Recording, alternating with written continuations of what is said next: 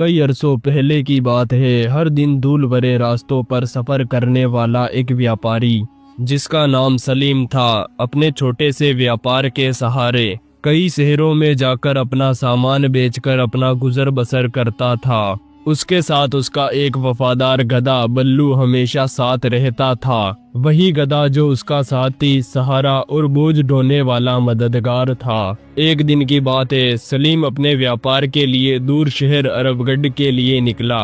रास्ता पहाड़ों से होकर गुजरता था। दोपहर की गर्मी में जब सूरज आग बनकर तप रहा था, सलीम थककर एक पेड़ के नीचे छाया में आराम करने के लिए बैठ गया। लंबे सफर और थकान की वजह से उसकी आंख लग गई, लेकिन जब उसकी नींद पूरी हुई तो उसने देखा कि उसका गधा उसके पास नहीं है। सलीम ये देखकर घबरा गया। वो घबराकर जल्दी से उठा और इधर उधर ढूंढना शुरू किया। पहाड़ों की दरारों में झांका, जंगल के किनारे पर देखा, फिर अचानक से उसे छप छप की आवाज आई। बल्लू पास के एक तालाब में पानी पी रहा था। सलीम ने राहत की सांस ली, लेकिन उसका चैन कई पल का था। तालाब के अंदर से अचानक एक नीला धुआं उठा और धुएं के बीच से एक विशाल जिन्नी प्रकट हुआ। उसकी आंखें लाल थी, जो गुस्से से जल रही थी।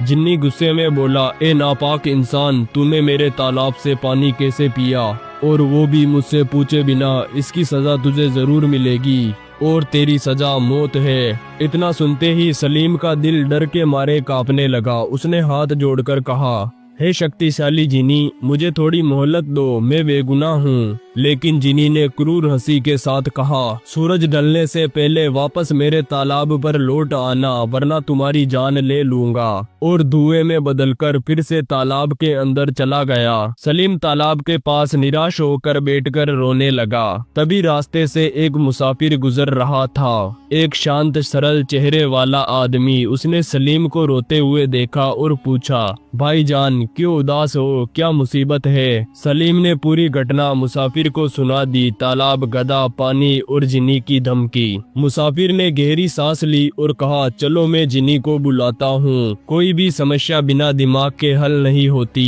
दोनों फिर से तालाब के पास पहुँचे और मुसाफिर ने आवाज दी, हे तालाब के जिनी, बाहर आओ। फिर से जिनी तालाब के बाहर आया। मुसाफिर बोला, ठीक है, तुमने कहा व्यापारी ने पानी पी लिया। अब बताओ, व्यापारी की सजा माफ करने के लिए तुम्हारी क्या शर्त है? जिनी ने अपनी लंबी दाढ़ी को सहलाते हुए कहा, मुझे ऐसे तालाब का पानी चाहिए जिसको आज तक किसी इंसान ने नहीं छुआ हो। ये सुनकर सलीम के होश उड़ गए। ऐसा तालाब कहाँ पर मिलेगा? मुसाफिर ने कहा, चलो ठीक है, मैं तुम्हारी शर्त पूरी करूंगा। और तालाब की खोज करने निकल पड़ा। उसने हर जगह खोजा, हर व्यक्ति से पूछा, हर महान विद्वान से पूछा, जंगलों में, पहाड़ों में, नदी के किनारे, पर ऐसे तालाब का कोई सुराग नहीं मिला। कई दिनों तक खोजने के बाद मुसाफिर एक सूखे हुए पेड़ के नीचे बैठे एक विद्वान से मिला। सफेद दाढ़ी, शांत आंखें और चेहरा ऐसा मानो सब कुछ जानते हो। मुसाफिर ने सारी बात विद्वान को बताई। बुजुर्ग विद्वान धीरे से मुस्कुराए और बोले, वह जिनी तुम्हें बेवकूफ बना रहा है। अगर तुमने उसकी चाल नहीं समझी तो तुम दोनों की जान चली जाएगी। ये सुनकर मुसाफिर दंग रह गया। क्यों, क्या चाल और आखिर सच्चाई क्या है? बुजुर्ग रहस्य में आवाज में बोले, जो हमें दिखाई देता है दरअसल वो सच नहीं है। बुजुर्ग की रहस्य में बातों से मुसाफिर की जिज्ञासा और बढ़ गई। मुसाफिर ने घबराकर पूछा, ए विद्वान, वो हमें कैसे धोखा दे सकता है? वो तो शक्तिशाली दिखाई देता है। बुजुर्ग शांत आवाज के साथ बोले, जिस जिन्नी को तुमने देखा असल में वो जिन्नी है ही नहीं। वे एक मायावी प्राणी है जो भ्रम पैदा करता है और लोगों को डराकर उनके ऊपर राज करता है। उसने तुम्हें ऐसी शर्त दी जो पूरी होना असंभव है। मुसाफिर ने दिमाग लगाते हुए पूछा, बाबा, हमें क्या करना चाहिए? बुजुर्ग ने मुसाफिर की तरफ देखते हुए कहा, सच से बढ़कर कोई रास्ता नहीं। जब तक तुम उसके भ्रम का पर्दा फाड़ नहीं दोगे तब तक तुम उसके गुलाम बने रहोगे। उन्होंने अपनी लाठी उठाई और तालाब की दिशा में चल दिए। मुसाफिर भी उनके पीछे पीछे तालाब पर पहुंच गया और सलीम वहीं पर मौजूद था।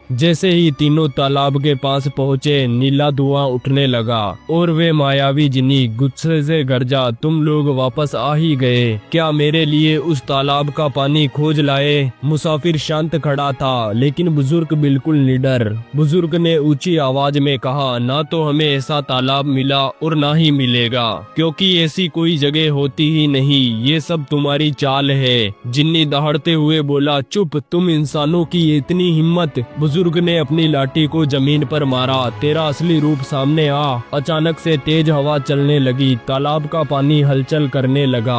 वो जिन्नी पिघलकर ऐसा होने लगा और उसका रूप धीरे धीरे बदलने लगा। कुछ ही क्षणों में वे एक छोटे आकार का काला मायावी जीव बन गया, एक भ्रम पैदा करने वाला मायावी प्रेत जो दिखावे से लोगों को डराता और अपना राज्य बनाता।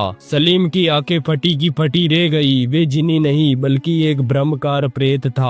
प्रेत गुस्से से चिल्लाया, तुमने मेरी असलियत खोल दी, अब मैं तुम सबको। लेकिन बुजुर्ग ने फिर से अपनी लाठी उठाई और कुछ मंत्र बुदबुदाया। प्रेत चीखते हुए धुएं में बदलकर हवा में विलीन हो गया। उस प्रेत का डर और भ्रम दोनों खत्म हो गए। तालाब शांत हो गया। सलीम कांपती हुई आवाज में बोला, बाबा, आपने मेरी जान बचा ली, मैं आपका शुक्रगुजार हूँ। बुजुर्ग मुस्कुराते हुए बोले, सच्चाई हमेशा हमारे साथ होती है, बस हमारा डर उसे ढक देता है। जब हमारा डर हटता है तो हमारा भ्रम भी खत्म हो जाता है। मुसाफिर ने कहा, असली ताकत डर में नहीं बल्कि सच और दिमाग में होती है। सलीम ने राहत की सांस ली और अपने गधे बल्लू को गले लगाया और फिर मन ही मन सोचा, आज मुझे समझ आ गया कि किसी भी मुसीबत से बाहर निकलने के लिए दिमाग ठंडा और दिल मजबूत रखना पड़ता है। तीनों अपनी अपनी मंजिलों की तरफ आगे बढ़ गए और तालाब जो कभी राह का डर था